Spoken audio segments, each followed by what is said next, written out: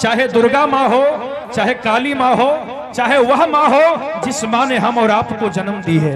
माँ तो सिर्फ माँ होती है। जिन्होंने जीवन में माँ की ममता को जाना है, माँ की ममता को पहचाना है, वही तो जानते हैं कि माँ क्या चीज होती है। जिसने कभी जीवन में माँ की ममता को जाना ही नहीं हो, पहचाना ही नहीं, वो क्या जाने माँ क्या होती है ना।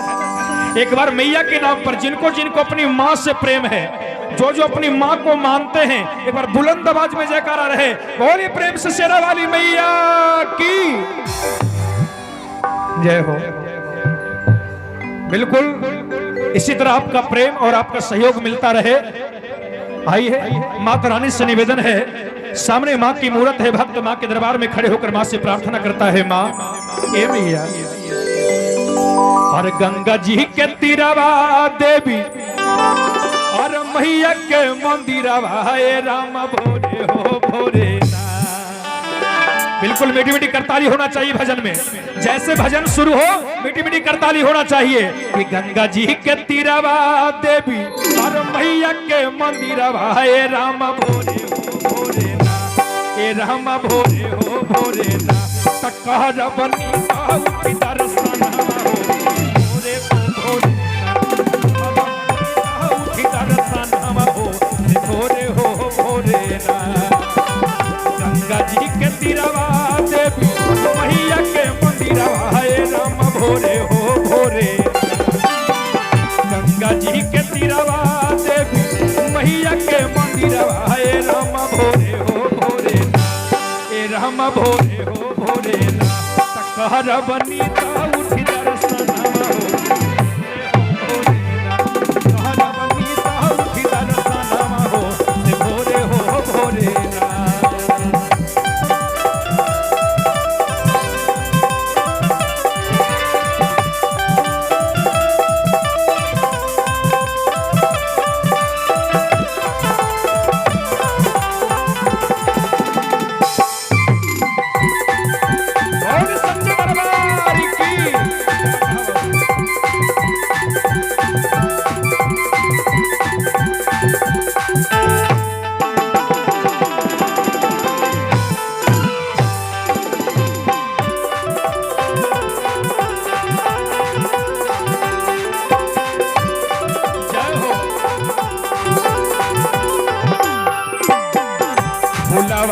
चुनी चुनी आसनी लगई भोए मैया भोरे हो भोरे। भुलावाए है चुनी चुनी आसनी लगई भोए मैया भोरे हो भोरे ना, ए मैया भोरे हो भोरे ना। कहरौ भोया गंगा जल जल नावा हो भोरे हो भोरे ना, भोया गंगा जल जल नावा हो भोरे हो भोरे ना।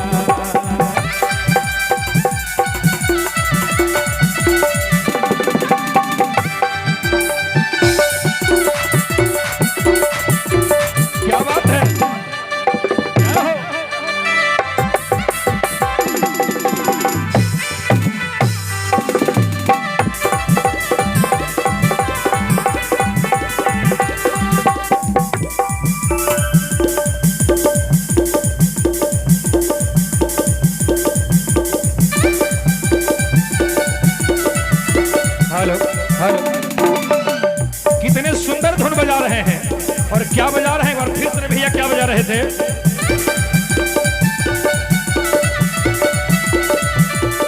भक्त कहता कि ए माई, सामने माँ का दरबार है, भक्त माँ के दरबार में खड़ा होकर माँ से कहता है, माँ अरे पागल कहेला ना रे लोगवा, पागल कहेला ना।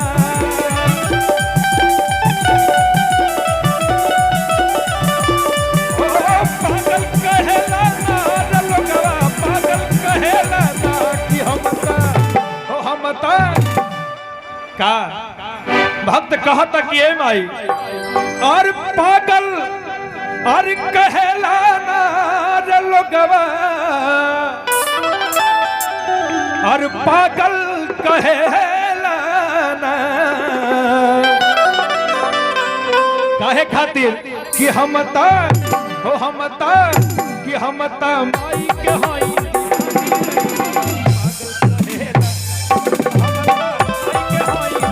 पागल कहेला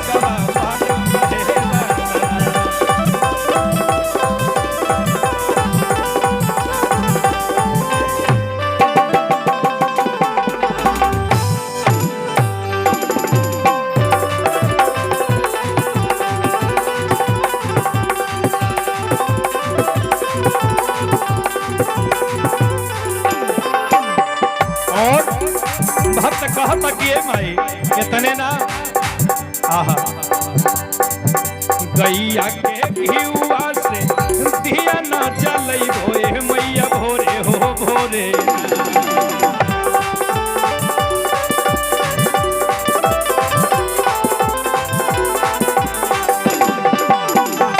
गैया के घिउआ से दिया ना जलैबो ए मैया भोरे हो भोरे ना ए मैया भोरे हो भोरे ना। अच्छा, यहाँ जितने लोग बैठे हैं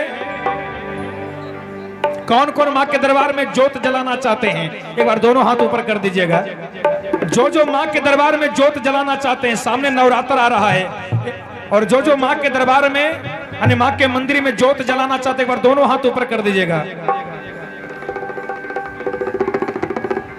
आप लोग नहीं जगाना चाहते हैं, माता रानी को अपने घर बुलाना नहीं चाहते हैं भैया, तो हाथ उठा दीजिए बहना, दोनों हाथ ऊपर रहे। इसमें रुपया नहीं लगता है, हाथ उठाने में पैसा नहीं लगता है ना, दोनों हाथ ऊपर रहे।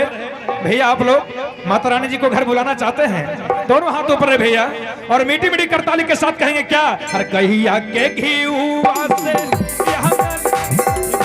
मैया भोरे हो भोरे।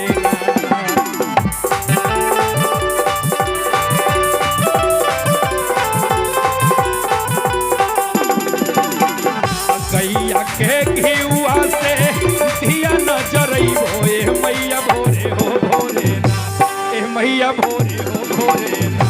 सातो बहिनी के मनैबो हो भोरे ना, सातो बहिनी के बोलैबो भोरे हो भोरे ना।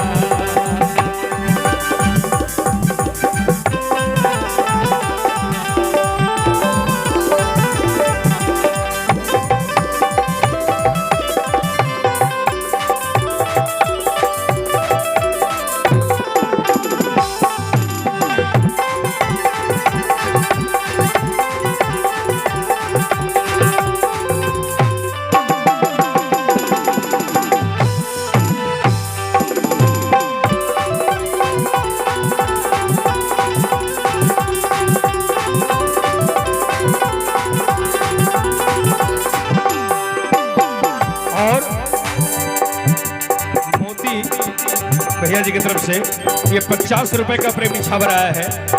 माँ के दरबार में माता रानी की कृपा सदैव बनी रहे, माता उतनी लाख की संपत्ति दें।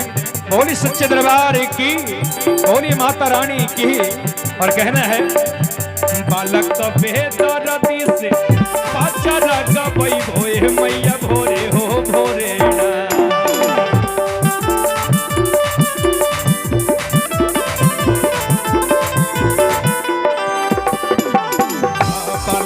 बेदर्दी से पाचरा गबई भोए मैया भोरे हो भोरे ना ए मैया भोरे हो भोरे ना। कि माँ कि बालक बेदर्दी से पचरा गबैबो और तहरा द्वार में यानी बरहो बजना बजवाई। अब बरहो बजना बजावे के खातिर आइल बाड़े यानी पेट पर हमार मुन्ना भैया, नाल पर चंदन भैया, कीबोर्ड पर चक्रधारी भैया झारखंड से आइल बड़े, बेंजो पर बम बम भारद्वाज जी। आहा, इतना सुंदर बरहो बजना लेके उपस्थित बड़े।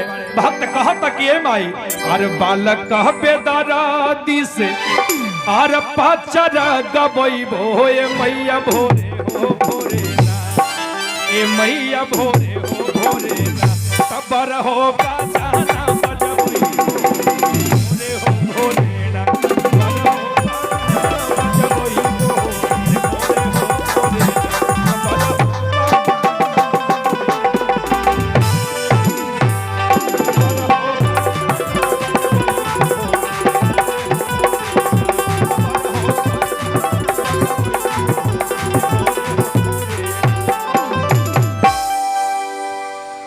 प्रेम से सच्चे दरबार।